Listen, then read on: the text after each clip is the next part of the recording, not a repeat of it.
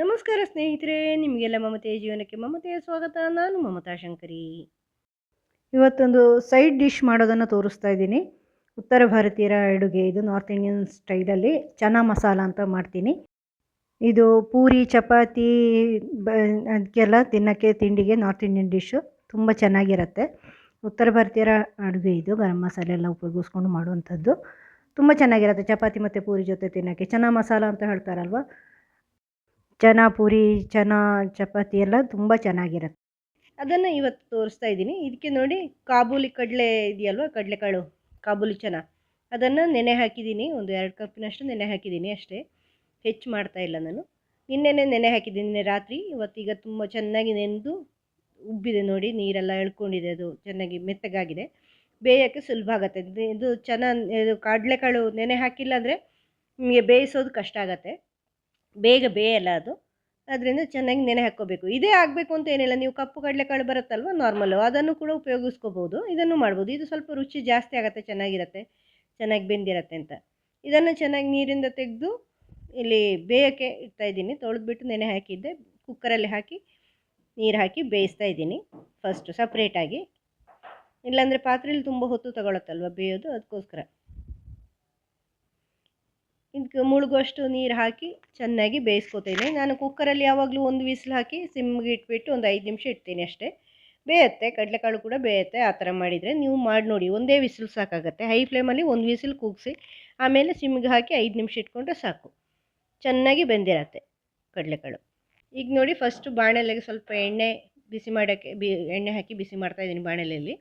ಇದಕ್ಕೆ ಒಂದು ಚಮಚದಷ್ಟು ಕಾಳು ಮೆಣಸನ್ನು ಹಾಕಿದ್ದೀನಿ, ಅಂದರೆ ಸರಿಯಾಗಿ 7-8 ಇದೆ. 2 ಏಲಕ್ಕಿ, ಆಮೇಲೆ ಶುಂಠಿ ಎಲ್ಲ ಹಾಕ್ತಾಯಿದ್ದೀನಿ. ಆಮೇಲೆ ಬೆಳ್ಳುಳ್ಳಿ ಹಾಕಿದ್ದೀನಿ, ಆಮೇಲೆ ಶುಂಠಿ ಹಾಕ್ತೀನಿ. ಬೆಳ್ಳುಳ್ಳಿ ಸ್ವಲ್ಪ ಕೆಂಪಗಾದರೆ ಸಾಕು, ಹೆಚ್ಚು ಬೇಡ, ಸ್ವಲ್ಪ ಕೆಂಪಗಾದರೆ ಸಾಕದು. ತುಂಬ ಕೆಂಪಗಾದರೆ ಕಹಿ ರುಚಿ ಬಂದುಬಿಡತ್ತೆ, ಅದಕ್ಕೋಸ್ಕರ ಸ್ವಲ್ಪ ಕೆಂಪಗಾಗೋಷ್ಟಾದರೆ ಸಾಕು. ಶುಂಠಿ ಹಾಕಿದ್ದೀನಿ, ಒಂದು ಇಂಚಿನಷ್ಟು ಸರಿಯಾಗಿ ಬೇಕು, 1.5 ಇಂಚಿನಷ್ಟು. ಆಮೇಲೆ 1 ಹಸಿಮೆಣಸಿನ್ಕಾಯಿ ತೊಗೊಂಡಿದ್ದೀನಿ, ನಿಮಗೆ ಖಾರ ಜಾಸ್ತಿ ಬೇಕಂದರೆ ಜಾಸ್ತಿ ತೊಗೊಳ್ಳಿ. ಆಮೇಲೆ ಈರುಳ್ಳಿ ಹಾಕಿದ್ದೀನಿ. ಈರುಳ್ಳಿ ಬಾಡೋವರೆಗೂ, ಸ್ವಲ್ಪ ಕೆಂಪಗಾಗೋವರೆಗೂ ಅದನ್ನು ಫ್ರೈ ಮಾಡ್ಕೊಳ್ಳಿ ಎಣ್ಣೆಲಿ. ಎಣ್ಣೆ ಹೆಚ್ಚು ಬೇಕಾಗಿಲ್ಲ, ಜಸ್ಟ್ ಇದು ಫ್ರೈ ಮಾಡೋಷ್ಟು ಇದ್ದರೆ ಸಾಕು. ಚೆನ್ನಾಗಿ ಫ್ರೈ ಆಗೋಷ್ಟು ಎಣ್ಣೆ ಹಾಕಿಬಿಟ್ಟು ಫ್ರೈ ಮಾಡಿ. ಈಗ ಬೆಳ್ಳುಳ್ಳಿನೂ ಕೆಂಪಗಾಗಿದೆ, ಇದು ಕೆಂಪಗಾಗಿದೆ, ಈರುಳ್ಳಿನೂ. 3 ಟೊಮೆಟೊ ಹೆಚ್ಚಿಬಿಟ್ಟು ಹಾಕಿದ್ದೀನಿ. ಇದನ್ನು ಅಷ್ಟೇ ತುಂಬ ಚಿಕ್ಕದಾಗಿ ಹೆಚ್ಚಬೇಕಾಗಿಲ್ಲ, ಸಾಮಾನ್ಯ ದೊಡ್ಡ ತುಂಡಾಗಿ ಹೆಚ್ಚಿಬಿಟ್ಟು ಅದನ್ನು ಫ್ರೈ ಮಾಡ್ಕೊಳ್ಳಿ. ಫ್ರೈ ಮಾಡಿ ಅದು ತುಂಬ ಕರಗಿ ಒಂದೇ ಆಗೋದು ಬೇಡ, ಸಾಮಾನ್ಯ ಬೇಯುವಷ್ಟು, ಟೊಮೆಟೊ ಬೇಯುವಷ್ಟು ಬೇಯಿಸ್ಕೊಳ್ಳಿ. ಅದರಲ್ಲಿ ನೀರೆಲ್ಲ ಹಾಕೋದು ಬೇಡ, ಹಾಗೆ ಫ್ರೈ ಮಾಡ್ಕೊಳ್ಳಿ ಈ ಥರ. ಈ ಮಸಾಲೆಗಳನ್ನೆಲ್ಲ ಫ್ರೈ ಮಾಡಿಬಿಟ್ಟು ತಣಿಸ್ಬಿಟ್ಟು ಆಮೇಲೆ ರುಬ್ಕೋಬೇಕು. ನೋಡಿ, ಇದೀಗ ಸಾಮಾನ್ಯ ಬೆಂದಿದೆ ನೋಡಿ ಟೊಮೆಟೊ, ತುಂಬ ಮೆತ್ತಗೆ ಬೆಂದಿಲ್ಲ, ಆದರೂ ಬೆಂದಿದೆ. ಕರಗಿ ಒಂದೇ ಆಗಬಾರ್ದು, ಆ ಥರ ಇರಲಿ. ಆಮೇಲೆ ರುಬ್ಬೋದಿದೆ ಹೆಂಗು, ಅದಕ್ಕೋಸ್ಕರ ಇಷ್ಟಾದರೆ ಸಾಕು. ಈರುಳ್ಳಿ ಸ್ವಲ್ಪ ಬಾಡಿ ಕೆಂಪಗಾಗಬೇಕು. ಇದನ್ನೆಲ್ಲ ಮಿಕ್ಸ್ ಮಾಡಿ ಈ ಥರ ತಣಿಯಕ್ಕೆ ಇಟ್ಟಿದ್ದೀನಿ. ಈಗ ಇದರಲ್ಲಿ ಸ್ವಲ್ಪ ಕೊತ್ತಂಬರಿ ಸೊಪ್ಪು ಕೂಡ ಹಾಕ್ಕೊಂಡಿದ್ದೀನಿ, ಅದನ್ನು ಸ್ವಲ್ಪ ಬಿಸಿ ಮಾಡ್ಕೊಳ್ಳಿ. ಆಮೇಲೆ ತಣಿಯಕ್ಕೆ ಇಟ್ಬಿಡಿ. ನೋಡಿ, ಈ ಥರ ಒಂದು 2 ನಿಮಿಷ ಅದು ಪರಿಮಳ ಬಿಡೋಷ್ಟೊತ್ತು, ಒಂದು 2 ನಿಮಿಷದಲ್ಲಿ ಪರಿಮಳ ಬಿಡತ್ತೆ. ಬಿಸಿಗೆ ಹಾಕಿ ಸ್ವಲ್ಪ ಆ ಕಡೆ ಈ ಕಡೆ ಮಾಡಿಕೊಂಡ್ರೆ ಪರಿಮಳ ಬಿಟ್ಕೊಳ್ಳುತ್ತೆ. ತಣಿಯಕ್ಕೆ ಇಟ್ಬಿಡಿ. ತಣಿದ ಮೇಲೆ, ಆರಿದ ಮೇಲೆ ಮಿಕ್ಸಿಗೆ ಹಾಕಿ ರುಬ್ಕೊಂಡು ನುಣ್ಣಗೆ ಪೇಸ್ಟ್ ಮಾಡ್ಕೋಬೇಕು. ಈಗ ನೋಡಿ, ಆರಿದೆ ಇದು ಚೆನ್ನಾಗಿ. ಇದನ್ನೆಲ್ಲ ನಾನೀಗ ಮಿಕ್ಸಿಗೆ ಹಾಕ್ಕೊಳ್ತಾ ಇದ್ದೀನಿ ಪೂರ್ತಿ. ಇದನ್ನೆಲ್ಲ ಸೇರಿಸಿ ಒಂದು ನುಣ್ಣಗೆ ರುಬ್ಕೋಬೇಕು. ನೈಸ್ ಪೇಸ್ಟ್ ಮಾಡ್ಕೋಬೇಕು, ಸಾಧ್ಯ ಆದಷ್ಟು ನೈಸ್ ಮಾಡ್ಕೊಳ್ಳಿ. ಇದಕ್ಕೆ ನೀರು ಹಾಕೋದು ಬೇಡ ರುಬ್ಬುವಾಗ, ಇದರಲ್ಲೇ ಸಾಕು. ಆ ಟೊಮೆಟೊದಲ್ಲಿ ನೀರಿನಂಶ ಇರುತ್ತಲ್ವ, ಅದೇ ಸಾಕಾಗತ್ತೆ. ಅದನ್ನು ನುಣ್ಣಗೆ ಮಾಡ್ಕೋಬೇಕು. ಈ ಥರ ಪೂರ್ತಿ ಬಾಣಲೆ ಕಾಲು ಮಾಡಿಬಿಟ್ಟು ನಾನು ಅದೇ ಬಾಣಲೆನ ಆಮೇಲೆ ಉಪಯೋಗಿಸ್ಕೋತೀನಿ ಫ್ರೈ ಮಾಡೋಕ್ಕೆ ಮಸಾಲೆ. ನೋಡಿ, ಅದೇ ಬಾಣಲೆ ಇಟ್ಟಿದ್ದೀನಿ. ನೀವು ಬೇಕು ಅಂದರೆ ಬೇರೆ ಫ್ರೆಶ್ ಬಾಣಲೆ ಇಡೋದಾದರೆ ಇಟ್ಕೋಬೋದು, ತೊಳೆದಿಟ್ಟಿರೋ ಬಾಣಲೆ ಅಥವಾ ಬೇರೆ ತೊಳೆದಿಟ್ಟಿರೋ ಪಾತ್ರ. ನಾನು ಇದೇ ಬಾಣಲೆ ಉಪಯೋಗಿಸ್ತಾ ಇದ್ದೀನಿ. ಇದಕ್ಕೆ ಎಣ್ಣೆ ಹಾಕಿದ್ದೀನಿ, ಒಂದು 2-3 ಚಮಚ. ಆಮೇಲೆ ಜೀರಿಗೆ 1 ಚಮಚ ಹಾಕ್ಕೊಂಡೆ ಎಣ್ಣೆ ಬಿಸಿಯಾದಾಗ.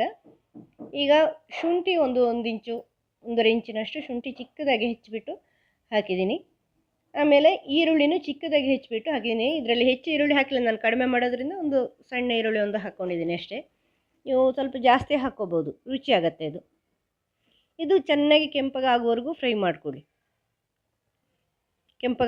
ಆಗಬೇಕು. ಈಗ ರುಬ್ಬಿಟ್ಟಿರೋ ಮಸಾಲೆ ಇದೆಯಲ್ಲ ನೋಡಿ, ನುಣ್ಣಗೆ ರುಬ್ಬಿಟ್ಟಿದ್ದೀನಿ, ಅದನ್ನು ಹಾಕ್ಕೊಳ್ತಾ ಇದ್ದೀನಿ. ನೀರು ಹಾಕದೇ ರುಬ್ಬಿದ್ದೀನಿ ಅದರ ಜೊತೆ, ಅಂದರೆ ಆ ಟೊಮೆಟೊದಲ್ಲೇ ಏನಿದೆಯೋ ಅದೇ ಬರೀ ಮಸಾಲೆ ಮಾತ್ರ ರುಬ್ಬಿರೋದು ನಾನು. ಅದನ್ನು ಹಾಕ್ಕೊಳ್ತಾ ಇದ್ದೀನಿ.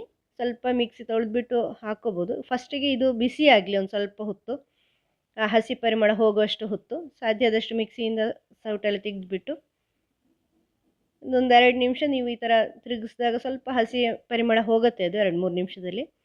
ಆಮೇಲೆ ಸ್ವಲ್ಪ ಮಿಕ್ಸಿ ತೊಳೆದ್ಬಿಟ್ಟು ಹಾಕಿ ಅದನ್ನು ಕುದಿಸ್ಬಿಡಿ. ಆವಾಗ ಹಸಿ ಅಂಶ ಎಲ್ಲ ಹೋಗುತ್ತೆ, ಪರಿಮಳ ಬರುತ್ತೆ. ನೋಡಿ ಈ ಥರ ಮಾಡಿದರೆ ಈ ಮಸಾಲೆಗಳೆಲ್ಲ ಹಾಕಿ ರುಬ್ಬಿದಾಗ ಒಂದು ಪರಿಮಳ ಬರುತ್ತೆ, ತುಂಬ ಚೆನ್ನಾಗಿರುತ್ತೆ ಇದು.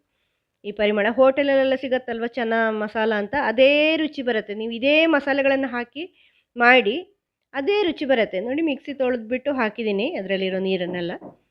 ಸ್ವಲ್ಪ ಕುದೀಲಿ ಅದು ಸ್ವಲ್ಪ ಹೊತ್ತು, ಒಂದು 2-3 ನಿಮಿಷ ಆ ಥರ ತಿರುಗಿಸ್ಕೊಳ್ಳಿ. ಚೆನ್ನಾಗಿ ಕುದೀಲಿ 2-3 ನಿಮಿಷ, ಆವಾಗ ಹಸಿ ಅಂಶ ಎಲ್ಲ ಹೋಗುತ್ತೆ. ನೀವು ಹೋಟೆಲಲ್ಲಿ ತಿಂದಿರ್ಬೋದು, ಅದೇ ಪರಿಮಳ ಬರುತ್ತೆ. ನೀವು ಬೇಕಾದ್ರೆ ಮಾಡಿ ನೋಡಿ ಇದೇ ಮಸಾಲೆಗಳನ್ನು ಹಾಕ್ಕೊಂಡು, ಅದೇ ರುಚಿ. ಈಗ ಉಪ್ಪು ಹಾಕ್ಕೊಳ್ತಾ ಇದ್ದೀನಿ ರುಚಿಗೆ ತಕ್ಕಷ್ಟು ನಾನು ಇದಕ್ಕೆ 1 ಚಮಚ. ಆಮೇಲೆ ಅರಿಶಿನ ಪುಡಿ 1 ಚಮಚ ಹಾಕ್ಕೊಂಡೆ. ಅರಿಶಿನ ಪುಡಿ ಸರಿಯಾಗಿ 1 ಚಮಚ ಬೇಕು. ಒಂದು ಖಾರಕ್ಕೆ ಒಂದು ಸ್ವಲ್ಪ ಖಾರದ ಪುಡಿ, ಆಚೆ ಖಾರದ ಪುಡಿ ಹಾಕಿದ್ದೀನಿ, ಯಾಕಂದರೆ ನಾನು ಒಂದೇ ಹಸಿಮೆಣಸಿನ್ಕಾಯಿ ಹಾಕಿರೋದು. ನೀವು ಹಸಿಮೆಣಸಿನ್ಕಾಯಿ ಹೆಚ್ಚು ಹಾಕ್ಕೋಬೋದು, ಒಂದು ಸ್ವಲ್ಪ ಖಾರದ ಪುಡಿ ಹಾಕ್ಕೋಬೇಕಾಗತ್ತೆ. ಇದೀಗ ಧನಿಯಾ ಪೌಡರ್ ಹಾಕ್ತಾಯಿದ್ದೀನಿ, ಕೊತ್ತಂಬರಿ ಬೀಜದ ಪುಡಿ. ಆಮೇಲೆ 1 ಚಮಚ, 1 ಚಮಚದಿಂದ ಸ್ವಲ್ಪ ಕಡಿಮೆ ಜೀರಿಗೆ ಪುಡಿ ಹಾಕಿದ್ದೀನಿ. ಬಾಕಿ ಎಲ್ಲ 1 ಚಮಚ ಹಾಕಿದ್ದೀನಿ. ಕೊತ್ತಂಬರಿ ಬೀಜನೂ ಪುಡಿನೂ 1 ಚಮಚ ಹಾಕಿದ್ದೀನಿ. ಖಾರದ ಪುಡಿ ಒಂದು ಅರ್ಧ ಚಮಚ ಹಾಕಿರೋದು, ಆಚೆ ಖಾರದ ಪುಡಿ. ಇದೀಗ ಗರಂ ಮಸಾಲೆ 2 ಚಮಚ ಹಾಕಿದ್ದೀನಿ. ಬಾಕಿ ಎಲ್ಲ 1 ಚಮಚ. ಗರಂ ಮಸಾಲೆ ಪೌಡ್ರ್ ಮಾತ್ರ 2 ಚಮಚ ಹಾಕ್ಕೋಬೇಕು. ಇದನ್ನು ಹಾಕ್ಕೊಂಡಿದ್ದೀನಿ. ನೀವು ಬೇಕಾದ್ರೆ ರಿಪೀಟ್ ಮಾಡಿ ನೋಡಿ ಮಸಾಲೆಗಳು ಏನೆಲ್ಲ ಬೇಕು ಅಂತ. ಫಸ್ಟ್ ಉಪ್ಪು ಹಾಕಿದೆ, ಆಮೇಲೆ ಅರಿಶಿನ ಪುಡಿ 1 ಚಮಚ, ಇದು ಅಚ್ಚ ಖಾರದ ಪುಡಿ ಒಂದು ಅರ್ಧ ಚಮಚ, ಅರ್ಧದಿಂದ ಮುಕ್ಕಾಲು ಚಮಚ ಹಾಕ್ಕೊಂಡಿದ್ದೀನಿ. ಆಮೇಲೆ ಧನಿಯಾ ಪೌಡರ್ ಅಂದರೆ ಕೊತ್ತಂಬರಿ ಬೀಜದ ಪೌಡರು, ಜೀರಿಗೆ ಇದೆಲ್ಲ 1 ಚಮಚ, ಗರಂ ಮಸಾಲೆ ಪುಡಿ ಮಾತ್ರ 2 ಚಮಚ. ನೋಡಿ ಚೆನ್ನಾಗಿ ಬೆಂದಿದೆ ಇದು ಕಡಲೆಕಾಳು. ಅದನ್ನು ಈಗ ಇದಕ್ಕೆ ಹಾಕ್ಕೊಳ್ತಾ ಇದ್ದೀನಿ ಕುಕ್ಕರಿಂದ. ನೀರು ಸಹಿತ ಅದರಲ್ಲಿ ಬೇಯೋಕ್ಕಿಟ್ಟಿರೋ ನೀರು ಸಹಿತ ಹಾಕ್ಕೊಳ್ಳಿ, ಆವಾಗ ನೀರು ವೇಸ್ಟ್ ಆಗಲಿ. ಹೆಂಗೂ ಇದಕ್ಕೆ ನೀರು ಬೇಕು ಸ್ವಲ್ಪ, ಆಮೇಲೆ ನೀರು ಕಡಿಮೆ ಆಗುತ್ತೆ, ದಪ್ಪ ಆಗುತ್ತೆ ಇದು.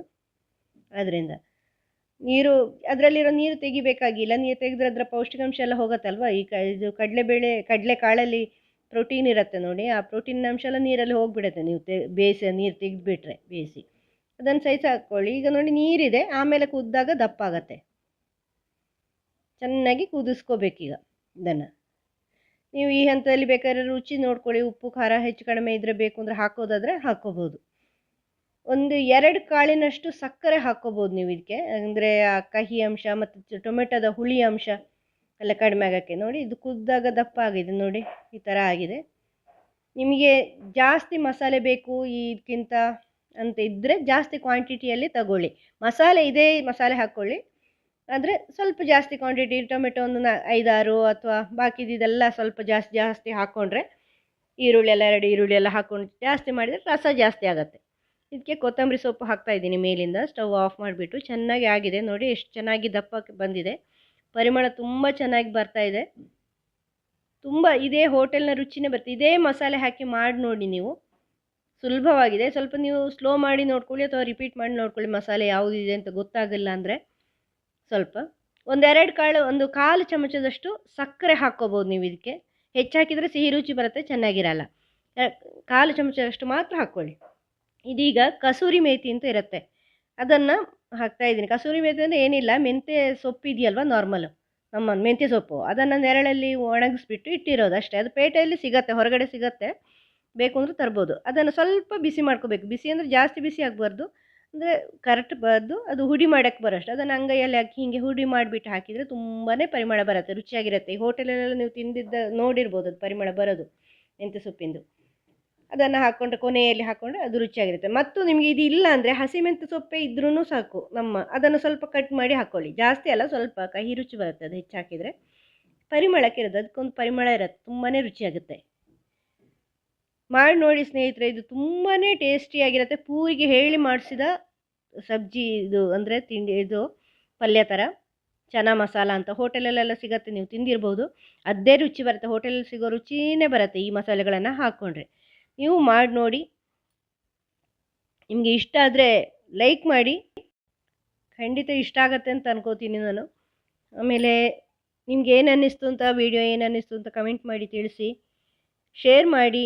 ಚಾನಲ್ ಸಬ್ಸ್ಕ್ರೈಬ್ ಮಾಡಿಲ್ಲ ಇದುವರೆಗೆ ಅಂದರೆ ಚಾನಲ್ ಸಬ್ಸ್ಕ್ರೈಬ್ ಮಾಡಿ, ಬೆಲ್ ಐಕಾನ್ ಪ್ರೆಸ್ ಮಾಡಿ, ಆಲ್ ಬಟನ್ ಪ್ರೆಸ್ ಮಾಡಿ. ಮುಂದಿನ ವಿಡಿಯೋ ಒಂದಿಗೆ ಭೇಟಿಯಾಗೋಣ. Thank you.